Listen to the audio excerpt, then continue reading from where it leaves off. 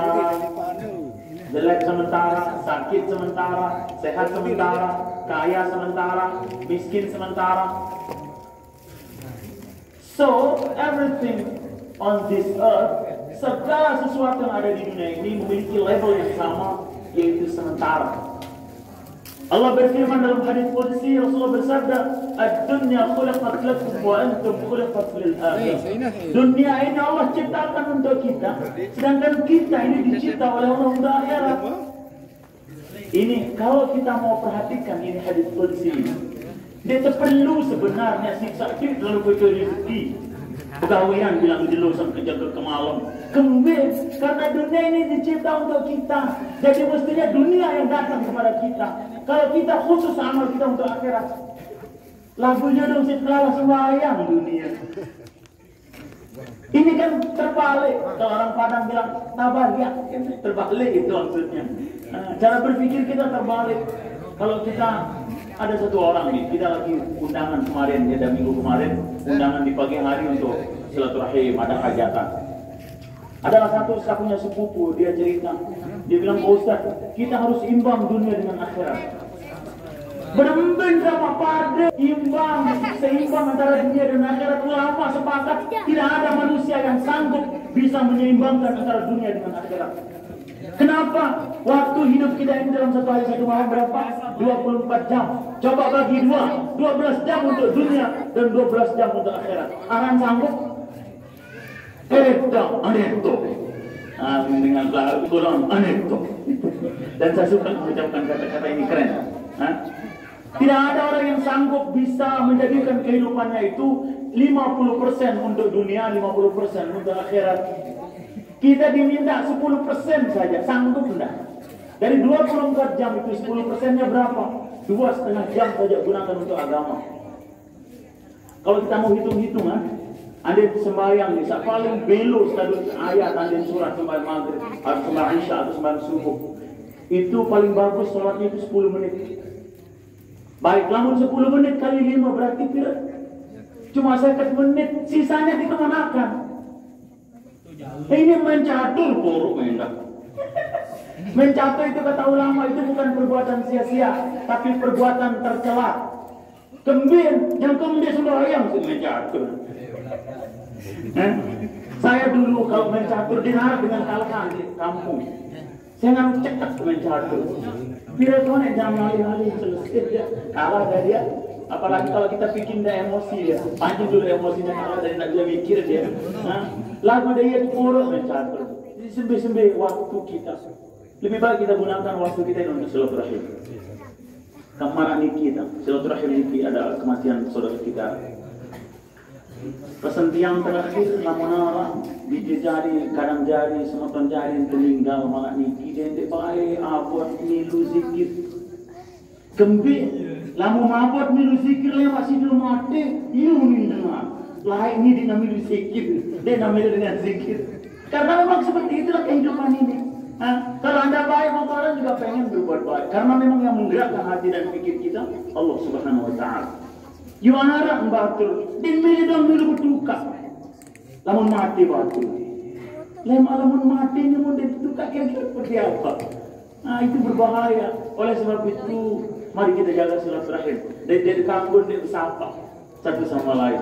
Ini kita kebanyakan umat akhir zaman ini itu ujian terbesar kita. Lamun ada pemilihan kepala desa, ada ayah sama anak beda pilihan. Ini tidak bersapa kan jadi tawa. Ini jangan dilakukan, ini tekan nih. Ya, memang itu berbahaya nih kita. Lalu dikit nggak kawan arah seperti ini kita. Rasulullah bersabda, la yahillu lil muslimin ayyahjura akhah thalatha layalin. Dan halal bagi dengan Islam dia berkewak kanci semeton teluzur. Faman mata andin mati ni kita dia berkewak ni kita dah khalar sabda Rasulullah wajib tentang neraka. Ni orangnya tu bertahunan dia berkewak. Kemayangan baik. Andin dengan niki kemelet terkewak lagu demi doang kewak kita. Rasulullah berikan cara. Ucapkan assalamualaikum. Lamun mele jawab salam niki, Rasulullah bersabda Allah akan bagi 2 pahala untuk kalian. Lamun dia mele jawab, saya enggak dia masih gadah pada lain kan dia mele jawab, maka dosamu Allah berikan kepada dia. Ini bahaya. Makanya absus salam, banyak mengucapkan assalamualaikum. Assalamualaikum. Keren sudah itu, cukup sudah itu. Assalamualaikum. Assalamualaikum. Anda mau gedek halo je ni ketua pembangunan masjid lah ayah. Umpah. Cukup bilang assalamualaikum. Paman, bapak, ayah, cukup. Maka itu sudah memadai. Allah Subhanahu wa taala berikan kita kesempatan hidup hingga hari ini bukan untuk memperbaiki sawah, ladang, toko kita bukan, tetapi untuk menyempurnakan iman dan amal. Itu saja ada 2 yang jauh dengan mati. Yang 2 ini pertanyaannya pertama, ujiannya pertama dalam kubur yaitu iman.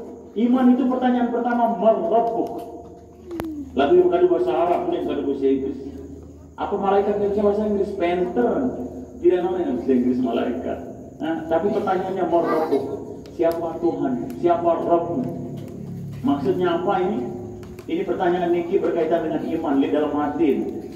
Dia tak tahu jawab lamun li atin ketika kita kehidupan di dunia ini, kehidupan kita lebih condong, hati kita lebih condong kepada dunia.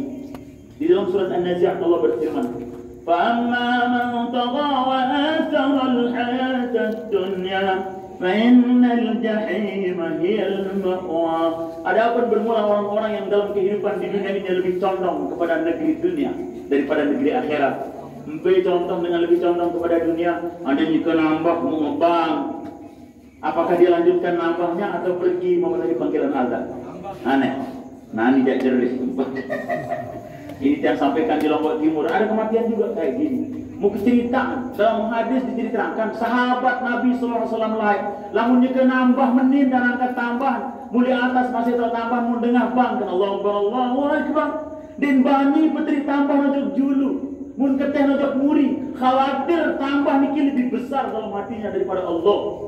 Arak subuh jamaah, sangka perot-perot lalu sahabat dia bilang kurang ajar.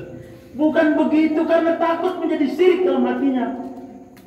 Ini kan nyerut anda ngebang terus itu yang saya paling tidak suka dengar. Saya tidak tahu kenapa di masjid dekat masjid orang menukang itu yang serut. Orang azan ya. Ya Allah dia lalu lila.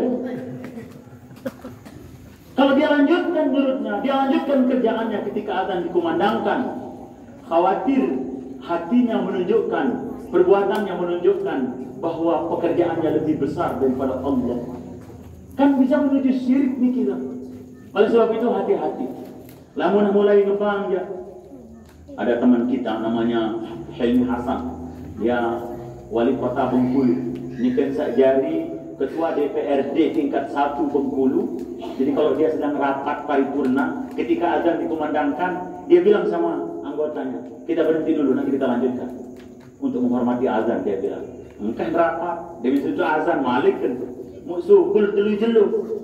Begitu dia keluar 3 hari, baru dia tahu makna menghormati azan. Dia nampak demi lubang mendor.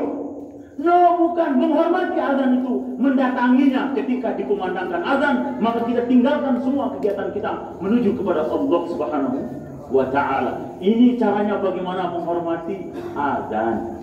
Mudah-mudahan Allah Subhanahu wa taala mudahkan kita. Tidak panjang yang sampaikan dengan ucap yang memiliki perbatasan Lombok Timur dengan Lombok Tengah.